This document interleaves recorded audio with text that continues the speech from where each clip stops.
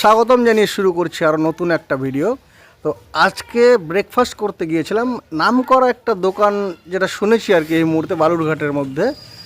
অনেকেই বলছে অনেক ভালো ডালপুরি বানায় এনারা, তবে বালুরঘাটের বেস্ট কিনা জানি না। এটা ছিল বালুরঘাট কলেজের ঠিক অপোজিটে দ্য স্ন্যাক্স স্টোরি। এবং এখানে কিন্তু আমি আগেও ভিডিও বানিয়েছি সন্ধ্যেবেলা স্ন্যাক্সের যে আইটেমগুলো, যেমন পাস্তা হোক, ম্যাগি হোক, এই টাইপের জিনিসগুলো রোল ছিল। বাকিটা এখানে ডালপুরির গুলি বানানো হচ্ছিলো এবং পাশাপাশি ওনারা এখানে ডালপুরি ভাজছিলেন।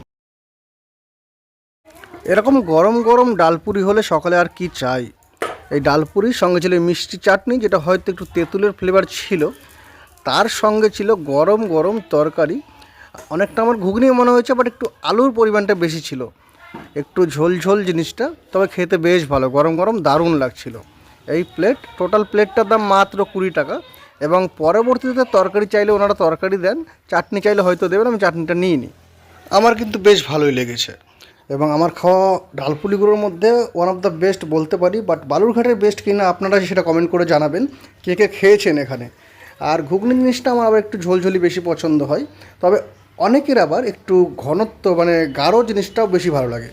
তো যেহেতু একা গিয়েছিলাম, পাশে একটা ভাইকে বলছিলাম ভিডিওটা করে দিতে, ভাইটা ভিডিও করে দিয়েছিল। এবং আপাতত আজকের মতো এখানে শেষ, দেখা হচ্ছে পরের ভিডিওতে।